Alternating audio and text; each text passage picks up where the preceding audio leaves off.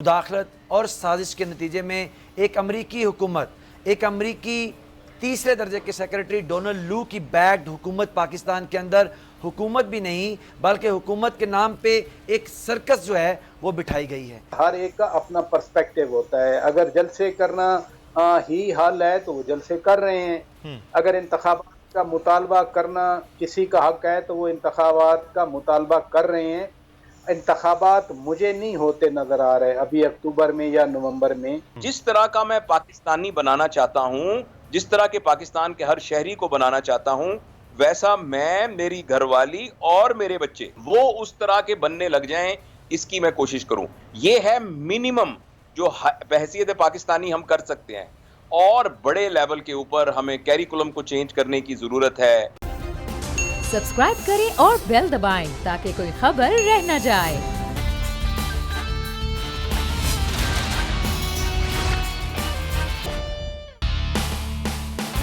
अस्सलामु अलैकुम। The special report with Mudassar Iqbal के साथ हाजिर खिदमत है। नाज़रीन, एक तरफ पाकिस्तान तहरीक इंसाफ जल्द से कर रही इमरान खान साहब के खिताब हो रहे हैं और उन खिताब में शिद्दत आए रोज़ आ रही है। कल भी जो उनका खिताब था उन्होंने फिर मिस्टर XY की बात की और खा कि नौजवान धमकियां देने वालों को डराओ, मुल्क की क़यादत का फैसला अवाम करेंगे न कि कोई और। इमरान खान जिस इस वक्त नहज पर जा रहे हैं, एक तरफ तो उनकी पॉपुलैरिटी है, फिर अगले आने वाले दिनों में फिर एक टेस्ट केस होने जा रहा है और वो है अक्टूबर के सेकंड वीक में होने वाले जो इलेक्शन है ज़िमनी उनमें। और दूसरी जानिब इमरान खान जो जलसों का मोमेंटम बना रहे हैं, अपने इलेक्शन के मुतालबात कर रहे हैं कि वाकई हुकूमत इस इमरान खान के मोमेंटम के नतीजे में दबाव में आएगी या हुकूमत वाकई मुतमईन भी है, इत्मीनान भी है कि ठीक है मामलात चल रहे हैं और वक्त पर जो बार बार वो कह रहे हैं कि इलेक्शन होगा उस इलेक्शन की जानिब जाएंगे। दावे क़यासराइयाँ तो बहुत हो रही हैं कि जनाब जल्द जो है वो अक्टूबर नवंबर में इलेक्शन का अनाउंस हो जाएगा कि इलेक्शन होना कब है। इस सूरत हाल पर हम बात करेंगे और साथ ही साथ अब जो नैब के मामलात हुए और उसके बाद अचानक सारी चीज़ें ख़त्म होगी और ऐसे लग रहा है कि नैब जैसे इदारों की अब शायद ज़रूरत भी ना रहे कि मुल्क में क्या तरीक़ाकार होगा। और इन सारे केसेस को जिस तरह से ख़त्म किया जा रहा है और लग रहा है कि माजी में मुस्लिम नून ने जो पीपल्स पार्टी ने मुस्लिम नून के ख़िलाफ़ दौरे हुकूमत में जो केसेस बनाए थे, शायद वो तमाम उस वक्त भी सारे सियासी थे और ये तमाम लोगों पर जो पूरी कैंपेन्स उनके ख़िलाफ़ चलाई जाती रहीं, अब वो भी सारी की सारी गलत थीं और अब उनके ख़िलाफ़ भी एक दूसरे पर माफ़ी मांगनी चाहिए। और जो PTI ने केसेस बनाए फिर PTI पर क्या मौक़िफ़ देगी, आज इस सूरत पर बात होगी। हमारे साथ इस वक्त मौजूद हैं सीनियर सहाफ़ी, तज्ज़ियाकार, एंकर पर्सन शौकत पराचा साहब। पराचा साहब, बहुत शुक्रिया सर, आपने वक्त दिया और हमें ज्वाइन किया है पाकिस्तान तहरीक इंसाफ के रहनुमा उस्मान सईद बसरा साहब ने। बहुत शुक्रिया उस्मान सईद बसरा साहब आपके वक्त का। बसरा साहब, ये इमरान खान साहब की तकरीर जो है बड़ा लहजा उनका तल्ख हो रहा है, नौजवानों को वो क्या कोई लड़वाना चाह रहे हैं, क्या करना चाह रहे हैं आप? जिस किस्म के वो कह रहे हैं कि अगर कोई धमकियां दे रहे हैं तो आप उसके खिलाफ जो है वो धमकियां दें, किधर ले जा रहे हैं आप सर? बिस्मिल्लाहिर्रहमानिर्रहीम, बहुत शुक्रिया मुदस्सर आपका। देखिए, पहले सबसे तो ये मालूम कर लेना चाहिए कि आज जिन मारूजी हालात में मैं और आप बात कर रहे हैं पाकिस्तान किन हालात का मुकाबला कर रहा है, किन का सामना कर रहा है। आज इस मुल्क के अंदर इसमें कोई दूसरी राय नहीं कि पाकिस्तान में नंगी मुदाखलत और साजिश के नतीजे में एक अमरीकी हुकूमत, एक अमरीकी तीसरे दर्जे के सेक्रेटरी डोनाल्ड लू की बैक्ड हुकूमत पाकिस्तान के अंदर हुकूमत भी नहीं बल्कि हुकूमत के नाम पे एक सर्कस जो है वो बिठाई गई है। पाकिस्तान के लोगों ने 2018 में जिस जमात को अक्सरियती वोट दिया हुकूमत बनाने के लिए, उसको इस साजिश के बाद निज़ाम से बाहर किया गया है और पाकिस्तान के मुसद्दका चोरों और डाकुओं को एक साजिश और नंगी मुदाखलत के बाद पाकिस्तान का इक़्तिदार सौंपा गया है, जिनका आपने खुद ही बता दिया आगाज़ में कि अपनी केसेस माफ़ करवाने के अलावा 1100 अरब रुपए की चोरी माफ़ करवाने के अलावा उन्होंने अभी तक कुछ नहीं किया। जब मैं और आप और मेरा पाकिस्तान इस किस्म के हालात का सामना कर रहा है तो लहजों में तलखी आएगी। हम 21वीं सदी के अंदर एक न्यो कॉलोनियल पाकिस्तान में जिंदा नहीं रह सकते। पाकिस्तान के नौजवान जो 60% आबादी है पाकिस्तान की, जो दुनिया के अंदर किसी भी मुल्क में सबसे बड़ी नौजवानों की आबादी है, क्या आज हम पाकिस्तान के ऊपर मुसल्लत इस बदतरीन गुलामी और सरकसी हुकूमत को जो अमरीकी साजिश और नंगी मुदाखलत के बाद बनी है कबूल करने के लिए रास्ता हमवार करें?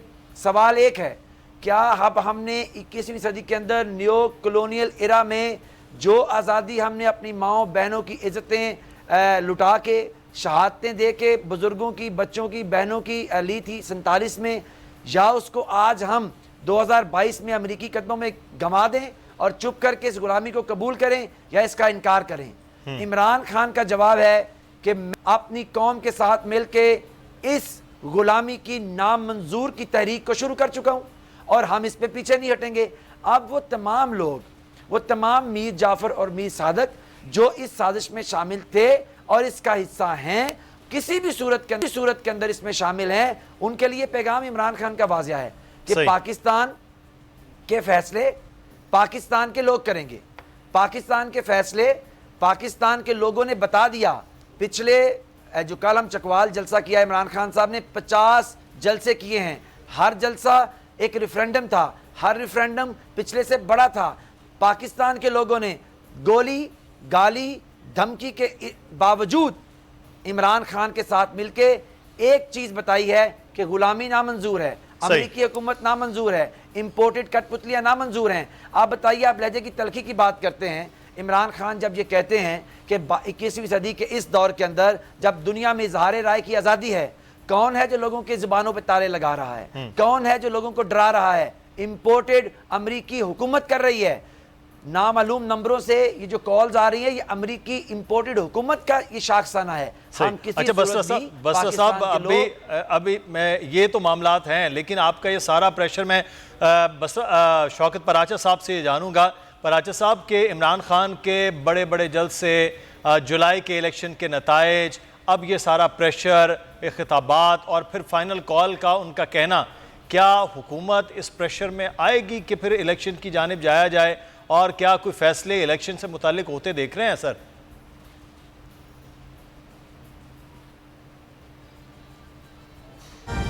जमात की नुमाइंदगी कर रहे हैं और अपनी जमात का पर्सपेक्टिव दे रहे हैं। अब मैं तो एक जनता हूं, मैं ना तो उनकी बात को एंडोर्स कर सकता हूं, ना मैं उनकी बात का रद्द अमल दे सकता हूं। बिल्कुल। अगर नून लीग या पीपल्स पार्टी कोई नुमाइंदा हो, वो तो बात करे आकर। मैं तो अपनी ओपिनियन दूंगा जो कि एक जर्नलिस्ट की है। और स्पेसिफिकली जो आपने सवाल किया, अच्छा है आपने मुझसे वो रेटरिक वाला सवाल नहीं किया, बल्कि इलेक्शन की बात की। तो मैं तो इलेक्शन होता नहीं देख रहा अभी। अच्छा, ना तो पाकिस्तान अभी इलेक्शन हो रहा है। अगर 2/3 पाकिस्तान पानी में डूबा हुआ है तो इलेक्शन हो भी नहीं सकता। दूसरी बात यह है कि हल्का बंदियां भी नहीं हुई, जो टेक्निकल रीजन हैं, मैं उन्हीं पे बात कर सकता हूं। बाकी वो किसी हुकूमत के बारे में जो कहना चाहें, जाहिर है वो एक पार्टी के नुमाइंदे हैं, बसरा साहब, उस्मान जी हाँ, उनके पास हासिल है। और हमें अगर मैं फिर कहूँगा कोई नून लीग, पीपल पार्टी, JUI का कोई आदमी होता तो वो उनकी स्पेसिफिक बातों का जवाब देता। लेकिन कल का जलसा जो था, आपने बिल्कुल दुरुस्त कहा कि अब तकरीरों में डेस्परेशन भी है, गुस्सा भी है, एंग्विश भी है, और इन तकरीरों में इलेक्शन से कम एक तैनाती पर ज़्यादा जोर दिया जा रहा है। और वो तैनाती ही सबसे ज़्यादा अहम इशू इमरान खान के लिए है, PTI के लिए है। वो क्या चाह रहे हैं वो अपने जलसों में बता रहे हैं।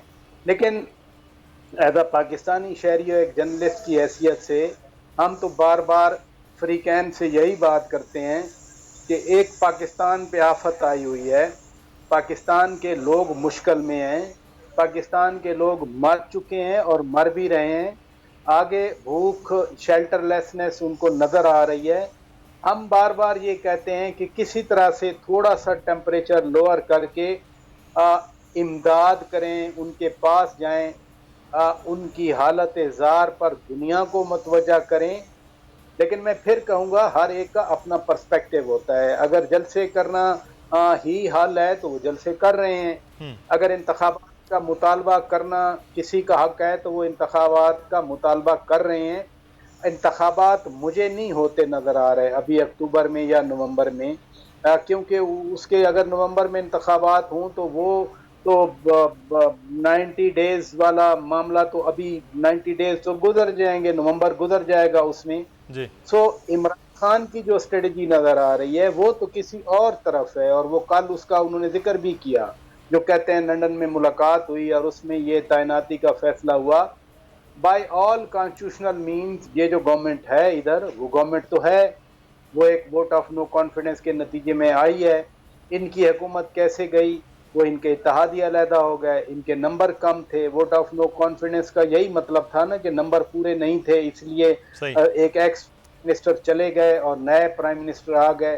बाकी जो एक्सप्लेनेशन है इनकी साजिश के हवाले से या किसी और के हवाले से, अब मुझे तो उसमें जाने की ज़रूरत नहीं है। मैं तो देखता हूँ कि आइन को फॉलो किया जा रहा है या नहीं, आइन को फॉलो करते हुए हुकूमत आई है या नहीं आई। वो आ गई, साजिश का बयानिया बड़ा चला, फिर वो मुलाकातें भी होती रहीं। मुलाकातें अमेरिकन एम्बेसडर के साथ इनके अपने चीफ मिनिस्टर ने, केपी वाले ने मुलाकात की, और मैं समझता हूँ अच्छा किया, मैं इसका मुखालिफ नहीं हूँ, क्योंकि जब आप एग्जीक्यूटिव अथॉरिटी होल्ड करते हैं तो एग्जीक्यूटिव अथॉरिटी अपनी रिक्वायरमेंट्स होती हैं। फिर यहाँ पर रॉबिन राफेल आई, उनके साथ भी इंटरेक्शन हुआ, खुद जनाब इमरान खान का हुआ, लेकिन इमरान खान कह भी देते हैं कि हम किसी मुल्क के खिलाफ नहीं हैं, हम उस मुल्क की जो एडमिनिस्ट्रेशन की सर्टन मूव्स हैं उनके खिलाफ हैं। तो पाकिस्तान में बेसिकली एक लड़ाई चल रही है, पाकिस्तान में एक तसादम चल रहा है, और तसादम का फोकस जो इलेक्शन वाला आपने सवाल किया, मैं उसी पे रिस्ट्रिक्ट रहना चाह रहा हूँ। वो तसादम अभी इलेक्शन से हट के किसी और जगह पे है। ये फैसला जब अक्टूबर नवंबर में हो जाएगा तो उसके बाद मैं समझता हूँ कि नई सूरत हाल बनेगी। पाकिस्तान को कितने उस वक्त तक जोड़ आएंगे। पराजा साहब, एक सवाल यहीं पर ज़िम्नन सर आपसे। पराजा साहब, तो ये जो फाइनल कॉल इमरान खान साहब दे रहे हैं, ये फाइनल कॉल हुकूमत के लिए किसी थ्रेट का बायस हो सकती है, आप समझते हैं? क्योंकि अब हुकूमत निस्बतन पंजाब जो था वो बड़ा एक मरकज़ था, वहाँ से उन्होंने पिछली बार नहीं आने दिया, बड़ा रिस्ट्रिक्ट रखा है, लेकिन अब की बार पंजाब या केपी या कश्मीर या गिलगित बल्तिस्तान यानी इस्लामाबाद आने वाले चारों रास्ते वो अब हुकूमत पीटीआई की है। तो इस फाइनल कॉल को आप कैसे देखते हैं वैसे तो जर्नलिस्ट सर? 25 मई को पंजाब की हुकूमत नहीं थी, लेकिन केपी की हुकूमत तो थी ना जी। हम इस्लामाबाद में बैठ के देख रहे थे जब खान साहब स्वाबी में हेलीकॉप्टर से उतरे तो आगे कितने बंदे थे। अब दूसरी बात पंजाब की है, अगर तो वाकई इनकलाब आना था और जिहाद होना था तो जो इनकलाबी और जिहादी हैं वो पुलिस के बैरिकेड से नहीं डरा करते। उस्मान बसरा साहब को अच्छा लगे ना लगे, लेकिन मैं ये कहूँगा कि पंजाब के लोग नहीं आए थे। अब तो परवेज़ इलाही हैं, परवेज़ इलाही के बारे में कल ही इनकी अपनी पार्लिमानी पार्टी ने वो शिकायत के अंबार लगा दिए, शिकायत के अंबार ये लगा दिए कि काफ लीग के काम हो रहे हैं, पीटीआई के काम नहीं होते। कोalition गवर्नमेंट में ये होता है। वो जो कह रहे थे, अगर उन्होंने कहा है रिपोर्ट्स के मुताबिक, तो उनका भी जेन्युइन, जो पीटीआई के अरकान सूबाई असेंबली पंजाब थे, उनका जेन्युइन मुतालबा है। हर एक बंदे के 100 काम नहीं हो सकते, लेकिन उसकी तवक्को ये होती है 100 काम करने की। दूसरी अहम जो चीज़ है, खुद कल परसों की मुलाकातों में जो रिपोर्ट हुआ, खान साहब ने कहा कि मेरे बंदे उधर मिले हुए हैं। तो जब आप एक महाज खोलेंगे तो आपके खिलाफ भी 100 महाज खुलेंगे। उसको आप मिस्टर एक्स वाई कह दें, मीर जाफिर, मीर सादिक कह दें, या किसी की साजिश कह दें, तो अपना पर्सपेक्टिव जो है वो इस तरह के फिर लीक्स क्यों आते हैं। मैं इसलिए कह रहा हूँ कि जब तसादम होगा, मसलन आप किसी को गर्दन से पकड़ेंगे तो वो मुक्का जो है, जिसे पंजाबी में गुसन कहते हैं, वो आपके पेट में मारेगा कि किसी तरह से गर्दन से हाथ नीचे हो जाए। तो अब अगले 2 महीने में क्या होता है मुझे नहीं पता, कौन जीतता है कौन हारता है, लेकिन नुकसान पाकिस्तान का हो रहा है। पाकिस्तान पर पाने वाली गैर तसादुम वाला जो मामला है वो उसका नुकसान पाकिस्तान के लिए होगा। तो ये इस चीज़ का इदराक तो बसरा साहब, बहरहाल इमरान खान साहब खुद वज़ीर आज़म रहे हैं कि पाकिस्तान का कोई नुकसान ना हो, इस चीज़ को भी मद्देनज़र है कि फ़ाइनल कॉल हो रही है। फिर उनका ये तमाम तर मामला, फिर बसरा साहब जो पराजा साहब कह रहे हैं कि अपने अंदर से भी तो चीज़ें, शिकायत आपके हवाले से, जमात के हवाले से वो आ रही हैं, तो तैयारी तो सर अंदर भी पहले होनी चाहिए, फिर बाहर आनी चाहिए चीज़ें। अच्छा मुदस्सर, मैं आप ये चाहूँगा कि आप मुझे प्राचा साहब ने बड़ी डिटेल के अंदर माशाल्लाह अपना जो है वो माफ़ूज़ ज़मीर बयान किया है, तो मैं भी चाहता हूँ आप मुझे 2 मिनट मुझे भी सुने, क्योंकि प्राचा साहब जैसे जो एक रोशन मीनारा हैं लोग, इनके सामने बात करना हमारे जैसे लोग तालिब इल्मों के लिए बड़ी एजाज़ की बात है और सीखने की बात भी है। देखिए, मैं जो प्राचा साहब की गुफ्तगू से मुझे असेस हुआ है, मेरी असेसमेंट गलत हो सकती है। प्राचा साहब ये कहने की कोशिश कर रहे हैं कि क्योंकि पाकिस्तान के अंदर हालात इस तरह के हैं, सैलाब आया हुआ है, तो आप अमरीकी इम्पोर्टेड हुकूमत को तस्लीम कर लें और कतन भी उसके खिलाफ कोई जिद्दोजहद ना करें, क्योंकि मुल्क सैलाब में डूबा हुआ है ना। 3 करोड़ लोग जो हैं सैलाब की सूरत से बिल्कुल मुतासर हैं, प्राचा साहब ने सही कहा। लेकिन जो बाकी 20 करोड़ जो गुर्बत की चक्की में पिस गए हैं, जो गुर्बत उनको खा गई है, जो गुर्बत के सैलाब में बेचारे आखिरी हिचकियाँ भर रहे हैं, डूब रहे हैं, उनको बचाने के लिए इस गुलाम हुकूमत के और बदतरीन नाअहलियत के खिलाफ कोशिश ना की जाए। प्राचा साहब का मुझे पैगाम ये लगा है, वो कह रहे हैं कि क्योंकि वो एक बिल्कुल अनबाइस्ड हैं, जारी बात है वो किसी जमात से ताल्लुक़ नहीं रखते, वो कह रहे हैं कि इमरान खान की जो शिद्दत पसंदी है, वो जो बात कर रहे हैं, तो इससे अल्टीमेटली मुल्क को नुकसान पहुँचेगा। जब कायद-ए-आज़म मोहम्मद अली जिन्ना पाकिस्तान बनाने की तहरीक में थे, तो 45-46 में बरे-सगीर की तारीख का बदतरीन सैलाब आया था। तो अगर मैं उस वक्त होता और प्राचा साहब होते और मुदस्सर आप होते, तो हम भी कायद-ए-आज़म से कहते कि ठहरिए, अंग्रेज़ों के खिलाफ क्यों लड़ रहे हैं, वो तो सैलाब आ गया मुल्क के अंदर, छोड़ दीजिए, ये इनको हुकूमत करने दीजिए। अंग्रेज़ बड़ी अच्छी हुकूमत कर रहे थे, आपका इंफ्रास्ट्रक्चर बना रहे थे, आपके तालीमी इदारे बना रहे थे, आपको सारा निज़ाम बना के दे रहे थे। आज हमें भी, प्राचा साहब की ये अच्छी गुफ्तगू है, हमें भी न्यो कलोनियल इरा के अंदर अमरीकी इम्पोर्टेड हुकूमत की गुलामी तस्लीम कर लेनी चाहिए। कोई मसला नहीं कि डॉलर जो है वो रोज़ाना 2 रुपये बढ़ा है, कोई मसला नहीं कि इमरान खान की मुंतखब हुकूमत जब 160 रुपये पे डॉलर छोड़ के गई, आज वो 250 रुपये पे चला गया, कोई मसला नहीं। मुल्क को इस्तेकाम देना चाहिए सियासी, मुल्क की मुआशत डूबती है डूब जाए, मुल्क की अंदर जो एक्सपोर्ट्स हैं वो बदतरीन बदहाली का शिकार हैं, लेकिन कोई मसला नहीं, सियासी अदम इस्तेकाम नहीं होना चाहिए, इस इम्पोर्टेड नाअहल हुकूमत को चलना चाहिए, इमरान खान को अपनी तहरीक बंद कर देनी चाहिए और लोगों को बदतरीन गुलामी में झोंक देना चाहिए। फैसलाबाद की इंडस्ट्री इमरान खान के दौर में चली, 5.5 लाख वहाँ पर रोज़गार क्रिएट हुआ, तो अब वो ज़ीरो नेगेटिव में चली गई है, इंडस्ट्री बंद हो गई है। पाकिस्तान के अंदर बिजली के जो रेट हैं वो कहाँ चले गए हैं, गैस 300% महंगी हो गई है, लेकिन पाकिस्तान में सियासी अदम इस्तेकाम इमरान खान को पैदा नहीं करना चाहिए और डोनाल्ड लू की हुकूमत को, जो मुझे समझ आई है प्राचा साहब की बात से, उसको तस्लीम करने में मदद करनी चाहिए। पाकिस्तान के लोगों को निकालना चाहिए कि कोई मसला नहीं, डॉलर ऊपर चला गया है, रुपये की तजलील हो रही है, आपकी फॉरेन पॉलिसी जो है उसके ऊपर ठट्ठा किया जा रहा है, आपकी हाकमियत को हाकमियत जो अवाम का है वो बेच दिया गया है, कोई मसला नहीं। लेकिन खुदारा ये जिसको ये कह रहे हैं प्राचा साहब के जी एक हुकूमत आई है, वो चेंज आया है कॉन्स्टिट्यूशनल, ज़रा मुझे सिर्फ प्राचा साहब से ये भी जानना है, मैं तालिब इल्म हूँ, मुदस्सर आपसे भी जानना चाहता हूँ, आईने पाकिस्तान मैं कानूनदान भी हूँ, थोड़ा सा कानूनदान ना कह लें, कानून का तालिब इल्म कह लें, मैं प्रैक्टिसिंग लॉयर भी हूँ।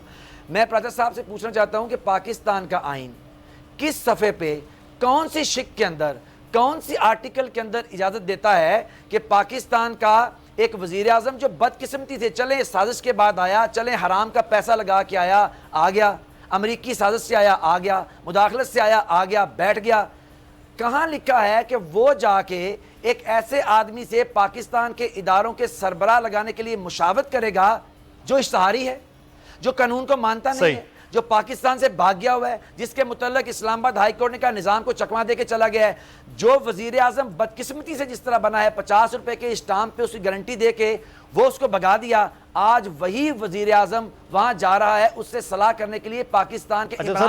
मुझे बार बार ब्रेक के लिए कहा जाए, उससे पहले मैं एक लाइन, मुदस्सर भाई एक लाइन बड़ी इंपॉर्टेंट है, मुदस्सर भाई एक लाइन, जस्ट मुझे एक लाइन फिनिश कर।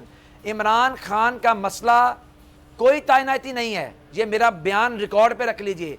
इमरान खान का मसला ये है कि इस इंपोर्टेड हुकूमत के लोग जब कहते हैं कि शहबाज शरीफ जो एक डिफेक्टो प्राइम मिनिस्टर है हमारी नज़र के अंदर और पाकिस्तानी कौम की नज़र के अंदर, जिसकी एलिजिबिलिटी नहीं है, वो आइन की तशरीह बाद में कर लेंगे, जब वो जाएगा एक इश्तारी से सलाह करने के लिए, तब इमरान खान का मसला बनेगा तैनाती। इमरान खान का मसला तैनाती नहीं है, इमरान खान का मसला पाकिस्तान की पाकिस्तान के लोग हैं। बसरा साहब मुझे एक छोटा सा ब्रेक के लिए कहा जा रहा है, क्योंकि मैं चाहूंगा कि प्राचा साहब जवाब दें, हमारा सेगमेंट तो ब्रेक तक था, लेकिन मैं चाहूंगा कि ब्रेक हो, लेकिन मैं एक चीज़ के थोड़ा सा क्लैरिटी दूं।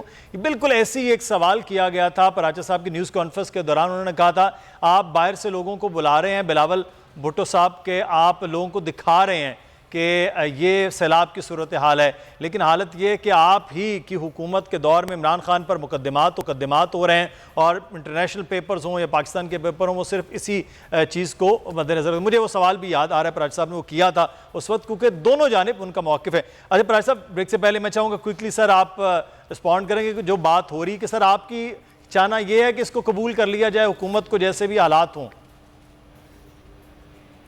देखें, मैंने शुरू में भी कहा था कि वो एक पार्टी के हैं, पार्टी का नुक्ता नजर देंगे। जी, और बिल्कुल। एग्जैक्टली वो पार्टी नजर ही दे रहे हैं।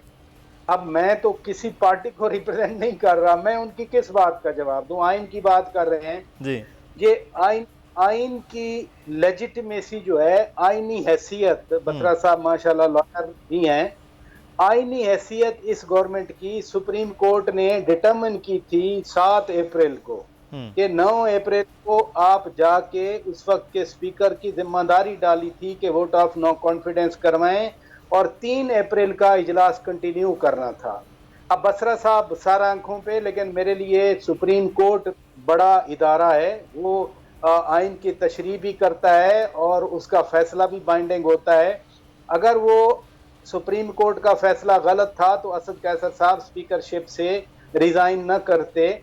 देखें, पार्टी वालों का जवाब देते हैं, मेरी तो जिम्मेदारी नहीं है, हम दोनों साइड से कह रहे हैं। अच्छा है, मेहरबानी आपने मेरा सवाल दोहरा दिया, हम दोनों साइड से ये कहते हैं। मैं तो यहाँ तक अब सैलाब के दिनों में ये कह रहा हूँ कि जो इमरान खान के खिलाफ केसेस हैं, अदालतें उनको भी होल्ड करें, वो बाद में हो जाएंगे। अदालतें तो सिर्फ ये करें कि जिनको जमानते हैं, जो बेकसूर पड़े हैं या जिनके केस चल रहे हैं ऐसे, वो सुने, बाकी सियासी चीज़ों को रख दें। हमारा पूरा फोकस देखें ना, UN सेक्रेटरी जनरल इधर आए हुए थे और एक दिन पहले हम वो तौहीन अदालत लगा रहे थे इमरान खान पर, तो हम तो डी फोकस्ड हैं ना। इमरान खान आए, 4-5 घंटे मीडिया चलता रहा, खुद सेक्रेटरी जनरल को कहना पड़ा कि आपकी आवाज अगर दुनिया में जाएगी तो आपके लोगों के लिए कुछ आएगा, अगर आपकी आवाज ही नहीं जाएगी तो दुनिया आपकी क्या मदद करेगी। मुझे ये बताएं, आज की हेडलाइन देख लें पूरे न्यूज़पेपर की, कितनी हेडलाइन हैं जिसमें सैलाब मुतासरीन की बात की गई और कितनी हेडलाइन है ये जो अभी कल इमरान खान साहब फरमा रहे थे। कभी यही बातें दूसरे किया करते थे, कभी यही शिकायत दूसरे करते थे। बसरा साहब उस वक्त भी सुनते होंगे, बसरा साहब को ना उस वक्त जमहूरियत याद आई, ना इंसानी हकूक याद आए, ना साजिश याद आई। 2014 में भी कुछ हुआ था, बसरा साहब वो भी याद कर लें, जब पनामा और अकामा पे नाअहली हुई थी, बसरा वो भी याद कर दें। सिलेबस एक ही है, उस वक्त पढ़ने वाले और थे, आज पढ़ने वाले और हैं। ये बड़ी अनफॉर्चुनेट बात है। मैं सही हो गया। अच्छा, मैं बस साहब आपको रिस्पॉन्ड करना चाह रहा हूं क्विकली सर, मैं ब्रेक क्विकली। जी मैं सिर्फ क्विकली, मैं प्राचा साहब बसद एहतराम मैं आपकी खिदमत में अर्ज़ कर रहा था, मैं सिर्फ आपसे बहसीत सियासत के तालिब इल्म जानना चाह रहा हूँ। आप हमारे बड़े हैं, आपकी बड़ी गहरी नज़र है कि मैं तो आइन के उस हवाले से आपसे पूछ रहा था कि कहीं आपने पढ़ा है कि मुल्क के अंदर भागे हुए इश्तहारी से पाकिस्तान की अहम तैनातियों इदारों के सरबराह के मुतालिक मुशावरत करनी चाहिए या की जा सकती है? आपका इस पर क्या ख्याल है? मैं तो आपकी ये जानना चाह रहा था। इसके अलावा तो बाकी आपकी तमाम बातें मेरे लिए मशले राह हैं। यहाँ भी एक दिया जला दीजिए ताकि मैं देख पाऊँ कि आप किस तरह देख रहे हैं। इश्तहारियों से मुशावरत करनी चाहिए पाकिस्तान के अहम तरीन तैनातियों के ऊपर? मैं तो ये जानना चाह रहा था बस। बड़ी नवाजिश, आपके जज्बात की मैं कदर करता हूँ। कल फर्ज किया 19 केसेस हैं इमरान खान पर, अगर कल इमरान खान को चले कॉन्स्पिरेसी के तहत नाअहल कर दिया जाता है तो मैं इमरान खान को सीरियस नहीं लूंगा। मैं तो लूंगा। मेरे नज़दीक इमरान खान आपकी पार्टी के सरबराह होंगे। मेरे नज़दीक मैं चाहूँगा कि इमरान खान का जो सियासी किरदार है वो तो रहेगा। और मैं ये बातें अपने प्रोग्रामों में किया करता हूँ कि आप अगर नाअहल कर देंगे तो इमरान खान की जो शख्सियत है वो ख़त्म हो जाएगी। और भाई पाकिस्तान में ये सर्टिफिकेशन जो है ना गद्दारी की, पाकिस्तान में नाअहली, लोगों का हक है वो किसी को इन करें किसी को आउट करें। लोगों को हक है वो अपने नुमाइंदे मुंतखब करें। यूसुफ रज़ा गिलानी को नाअहल किया गया, वो आए सियासत में, उनका किरदार ख़त्म हो गया। दानियाल तलाल, नेहाल हाशमी, उनका किरदार ख़त्म हो गया। ये इंजीनियरिंग जो है ना, ये इश्तहारियों के हम पर्सपेक्टिव में पूछ रहा हूँ। सही, बिल्कुल सही। अच्छा, मैं इश्तहारियों के पर्सपेक्टिव में सही। अच्छा, मुझे मेरे ब्रेक कहा जा रहा है, मैंने बड़ा टाइम ले लिया हमारे पीसीआर का भी। मैं यकीनी तौर पे ये डिबेट बहस रहेगी नवंबर तक, और फिर हम इस बहस पे बात करेंगे कि इश्तहारियों को कानूनी तौर पर ही होना चाहिए या नहीं। वो कुछ और बरार साहब कह रहे हैं कि जिस तरह से इंजीनियरिंग हो रही है उसमें तो किसी का भी किरदार जो है वो ख़त्म नहीं हो सकता। बहुत शुक्रिया शौकत उस्मान सईद बसरा साहब और शौकत पराचा साहब, आप दोनों अहबाब का शुक्रिया अदा करते हैं। यहाँ पर हमें एक ब्रेक लेना है, ब्रेक के बाद वापस आएंगे, फिर कुछ बात करेंगे मज़ीद मौज़ूआत पर।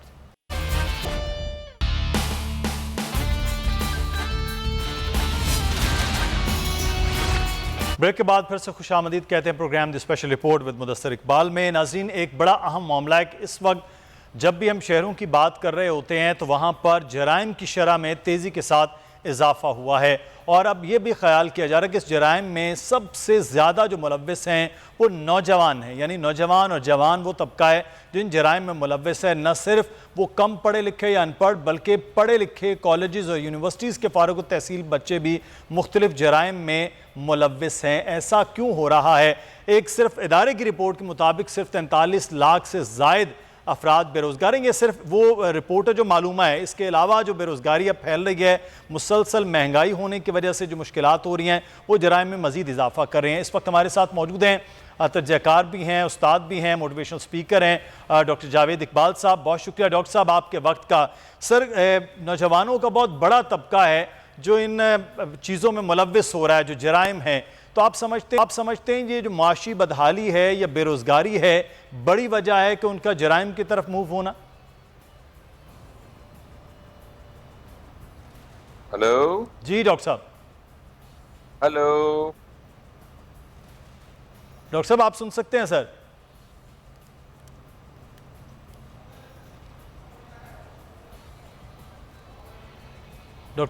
डॉक्टर जावेद इकबाल साहब से हम बात करते हैं। डॉक्टर साहब, अगर आपको आवाज़ आ रही है तो हम ये जानना चाह रहे हैं कि इस वक्त जो बहुत ज़्यादा जराइम बढ़ रहे हैं उसमें नौजवान शामिल हैं, और क्या बेरोज़गारी है, मुआशी बदहाली है कि पढ़े लिखे नौजवान भी हों, अनपढ़ हों? वो डॉक्टर साहब, अगर आप सुन सकते तो मैं ये जानना चाह रहा था, जराइम की जो बढ़ती हुई शरह है। आवाज़ नहीं आ रही। हेलो जी डॉक्टर साहब, आपको आवाज़ आ रही है अब?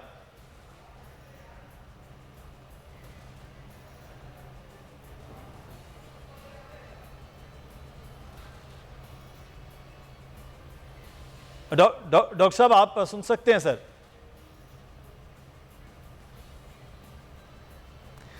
आप पाकिस्तान में इस वक्त जो है वो तकरीबन 50 लाख के करीब वो अफराद हैं जो जराइम जो बेरोज़गार हैं, लेकिन जो जराइम में मुलव्विस अफराद हैं उनमें बड़ी तादाद नौजवानों की है, जवानों की है, और उनमें पढ़े लिखे, कम पढ़े लिखे, तमाम वो लोग शामिल हैं। डॉक्टर जावेद इकबाल साहब से हम बात करेंगे इस पर। मोटिवेशनल स्पीकर हैं, उस्ताद हैं। डॉक्टर साहब, आपसे ये जानना चाहेंगे कि ये बहुत बड़ी तादाद है जो नौजवानों की इस चीज़ में मुलव्विस है, जो पढ़े लिखे भी हैं, अनपढ़ भी हैं, मुआशी बदहाली है, बेरोज़गारी है, क्या वजूहात लगती हैं सर?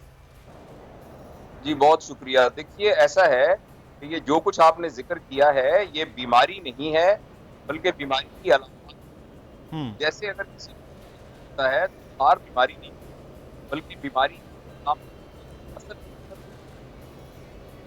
अपने पिछली दहाइयों से वो तमाम जरासीम जो कि नफरत जरासीम थे, सेक्टेरियनिज्म के जरासीम थे और पैसे की हवस के जरासीम, सबको अपने मुआशरे में ले दिया है। और हमने इसी किस्म नौजवान और जो आने वाली नई नस्ल के ऊपर अखलाकियात में और किरदार की तश्कील में कोई इन्वेस्टमेंट नहीं की। और इसके अलावा हमने बड़ों ने जो कि चाहे सियासत में थे, चाहे ब्यूरोक्रेसी में थे, जहां भी थे, उन्होंने एक बैड रोल मॉडलिंग क्रिएट किया है। और उस बैड रोल मॉडलिंग के नतीजे में जो हमारी नस्ल इस वक्त मान चढ़ी है, उनके अंदर ये तमाम चीजें ना हो तो ज्यादा हैरानी की बात है, क्योंकि ये सब कुछ उस सारे का शाखसाना है जो पिछले हमने 40-50 साल में किया है। सही। अच्छा डॉक्टर साहब, एक चीज़ जो हम ये देखते हैं कि नौजवानों में अब ये खुसूसन को 8-10 साल से हम ये ज़्यादा देखते हैं, रातों रात अमीर होना, रातों रात मशहूर हो जाना, दुनिया भर की वो आसाइशें, वो गैजेट्स, वो चीज़ें कहीं और देखते हैं वो हासिल करना, इसके लिए फिर वो मुख्तलिफ जो गलत ज़राए हैं, वो जराइम के ज़रिए है, चोरी के ज़रिए है, किसी भी ज़रिए है, उससे वो हासिल करने का, इसको सर ओवरकम कैसे करना है, रोकना कैसे है, कहाँ से शुरू किया जाए? जी बहुत बहुत शुक्रिया। देखिए पहले मैं ना थोड़ा सा इसकी एक वजह बता देता हूँ, फिर मैं रोकने के बारे में जो मेरी अंडरस्टैंडिंग है वो भी मैं अर्ज करता हूँ। देखिए हमारे दिमाग के अंदर जो हमारा मिजाज और हमारा पैटर्न बनता है वो ऐसे बनता है कि जो कुछ डाटा हमें मौसूल हो रहा होता है वो डाटा हमारे दिमाग में जाता है और फिर हमारी आदत उसके हिसाब से और हमारा मिजाज डेवलप होता है। आप गौर से देखिए कि एक बच्चा जो इस दुनिया में पाकिस्तान में आके आंख खोलता है, उसकी तरबियत के लिए जो डाटा है वो कहाँ से आ रहा है? वो डाटा एक ऐसे घर से आ रहा है जिस घर में खानदान का निजाम आहिस्ता आहिस्ता तबाह हो रहा है। वो उसका डाटा उस मोबाइल से, उस स्क्रीन जिसमें पैसे की लस्ट और जिसके अंदर दुनिया की यानी चकाचौंध होना और उसकी लस्ट जो है वो ग्लोरीफाई करके बयान की जा रही है। हमारे यहाँ कोई ऐसा लिटरेचर क्रिएट नहीं हो रहा, कोई ऐसा ड्रामा नहीं बन रहा, किसी किस्म का और इस तरह का कल्चरल पॉजिटिव इनपुट नहीं आ रही। फिर वो जिन इदारों में दाखिल होता है उन इदारों का मकसद उसके किरदार की तश्कील नहीं है बल्कि उसको रोजगार के काबिल बनाना है। उसको भी यही समझाना है कि तुम बहुत पैसे कमाओगे तो तुम कामयाब होगे। और फिर जैसे मैंने पहले इशारतन अर्ज किया था, उसको जो बड़े नजर आ रहे हैं वो बड़े भी इसी दौड़ में भागे हुए नजर आ रहे हैं। तो ये तो है वजूहात। अगर हम इसको ठीक करना चाहते हैं तो बच्चों की तरबियत इस यानी पेरेंटिंग, इसको एक नेशनल इमरजेंसी के तौर पर नाफिज करना पड़ेगा। और हम जैसे पूरे जिस्म का जो यूनिट है वो सेल होता है और जब सेल हेल्दी हो तो पूरा जिस्म हेल्दी होता है। इसी तरह पूरे मुआशरे का जो यूनिट है वो एक खानदान है। लिहाजा अगर हम ये कहें कि हमारे सुनने वाले इस सारी यानी डिप्रेशन वाली गुफ्तगू से क्या टेक होम मैसेज लें, तो वो ये टेक होम मैसेज है कि मैं, मेरी अहलिया, मेरे बच्चे, ये यूनिट है इस खानदान का। मैं बिस्मिल्लाह करके आज से उन पर काम करना शुरू कर दूं और जिस तरह का मैं पाकिस्तानी बनाना चाहता हूं, जिस तरह के पाकिस्तान के हर शहरी को बनाना चाहता हूं, वैसा मैं, मेरी घरवाली और मेरे बच्चे वो उस तरह के बनने लग जाएं, इसकी मैं कोशिश करूं। ये है मिनिमम जो बहैसियत पाकिस्तानी हम कर सकते हैं। और बड़े लेवल के ऊपर हमें कैरिकुलम को चेंज करने की ज़रूरत है, टीचर्स की फैकल्टी डेवलपमेंट की ज़रूरत है, मुआशरे के अंदर अमन अमान की ज़रूरत है, मुआशरे के अंदर पैसे की तकसीम को एक इंसाफ की बुनियादों पर करने की ज़रूरत है। और इसके अलावा हमारे पॉलिटिकल सिस्टम जो है उसको एक स्टेबलाइज होना, उसको एक फेयर होना, उसको ऑनेस्ट होना और वो जो ऊपर लोग हैं उनका सही रोल मॉडल होना, ये बहुत ज़रूरी है। अच्छा डॉक्टर साहब, ये क्या वजूहात है? अब साल से को 3 नस्लें इस मुल्क में जो है वो आपने एक तवील अरसा ख़ुद बैसियत उस्ताद पढ़ाया है, बड़े बड़े तालीमी इदारों के अंदर भी नौजवानों में वो सिविक सेंस से लेके वो जो ज़िम्मेदारियाँ हैं वो दोनों चीज़ें नापैद हैं। बाकी तो चलें जो वालिदैन हैं जो कम पढ़े लिखे हैं, ये कैरिकुलम से, तरबियत घर से लेकर बैसियत माशरा, हम कहीं बाहर जाते हैं वहाँ देखते हैं हम बिल्कुल अलग सोसाइटी देखते हैं ज़िम्मेदारियों के तौर पर, हमारे यहाँ आते हैं तो बिल्कुल अलग होता है। तो ये पूरी इतनी बिगड़ी हुई जो नस्ल है उसको कैसे भी ठीक किया जाएगा? ये तो एक बहुत बड़ी तादाद 22 करोड़ है जिसमें बामुश्किल 2 करोड़ होंगे जो जिम्मेदारियां समझते होंगे, तो इन सब को कैसे ठीक करेंगे? जी सर, ये एक अब आज शुरू करेंगे तो 20 साल के बाद इसके नतीजे निकलना शुरू होंगे। प्रॉब्लम यह है कि हमने आज अभी भी शुरू नहीं किया। तो कौमों की जिंदगी में डेकेड्स जो हैं वो सेकंड्स की हैसियत रखते होते हैं। देखिए मैं आपसे अर्ज करूं कि किसी मुआशरे में लोग किस तरीके से कंडक्ट करते हैं, इसका ताल्लुक इस बात से है कि उस मुआशरे का वैल्यू सिस्टम क्या है, जिसको हम इकदार कहते हैं। किस बुनियाद पर बड़ा होता है, मुदस्सिर किस बुनियाद पर बड़ा होगा, जावेद किस बुनियाद पर बड़ा होगा। अगर जिस मुआशरे में ईमानदार होना, दयानतदार होना, सच्चा होना, लॉयल होना, इस बुनियाद पर लोगों को बड़ा समझा जाएगा तो हर बंदा ये बनने की कोशिश करेगा। लेकिन जिस मुआशरे में आपके सामने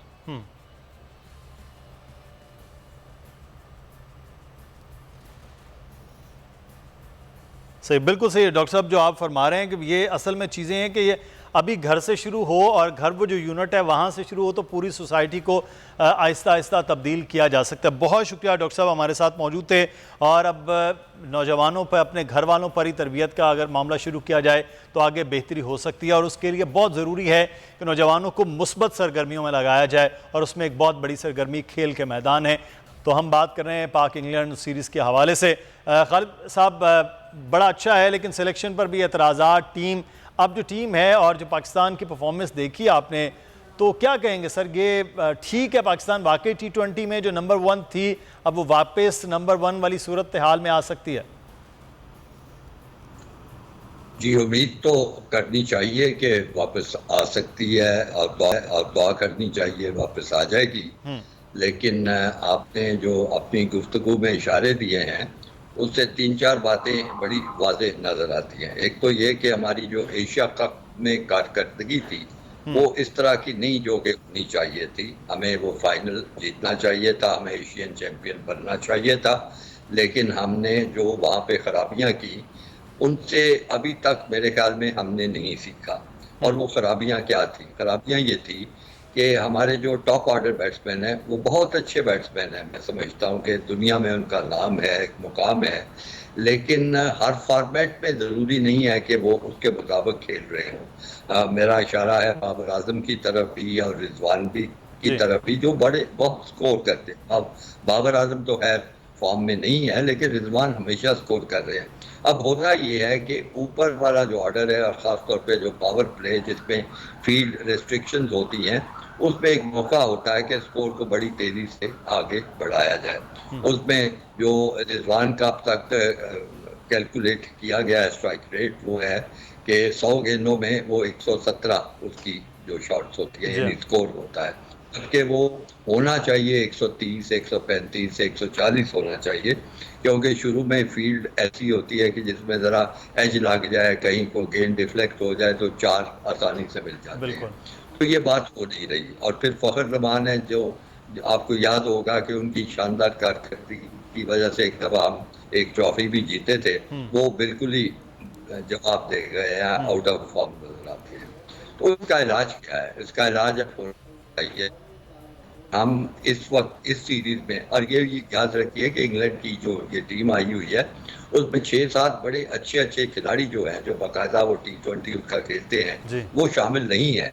इस तरह आप इसको उनकी सेकंड 11 कह सकते हैं, बी टीम भी कह सकते हैं। तो ये एक बड़ा अच्छा मौका था कि इसमें हम अगले जो T20 चैम्पियनशिप होने वाली है उसके लिए तजर्बात भी कर लेते, नए खिलाड़ियों को भी लेते और एक नई हिकमत अमली भी तैयार कर लेते। लेकिन कोई ख़ास ऐसी सोच नजर नहीं आती।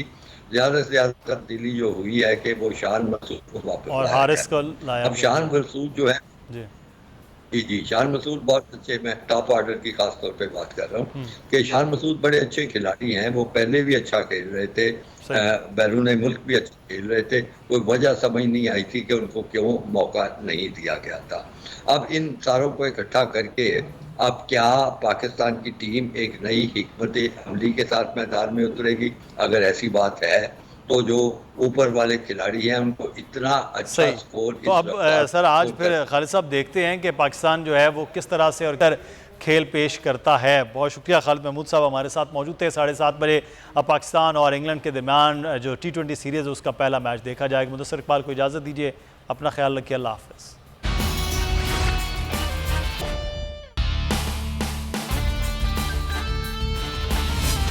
मैं हूं इमरान रियाज खान। अब आप मुझे देख पाएंगे सिर्फ बोल न्यूज़ पर। इमरान रियाज खान साहब जो हैं वो बोल फैमिली का हिस्सा बन गए हैं। बड़े अरसे बाद किसी चैनल ने हौसला किया है, तो मुझे ऐसा लगता था कि हमें बोलने की इजाजत नहीं मिलेगी, लेकिन बोल ने डिसाइड किया कि बोलने की इजाजत वो लेकर देंगे। मुझे बोल की एक चीज बहुत अच्छी लगी कि बोल ने कैटेगोरिकली कहा कि जो करना है करो, हमने अपना कोई बंदा नहीं निकालना।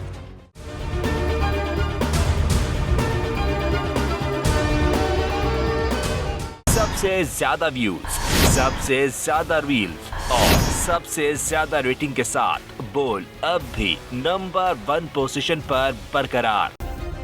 सब्सक्राइब करें और बेल दबाएं ताकि कोई खबर रह न जाए।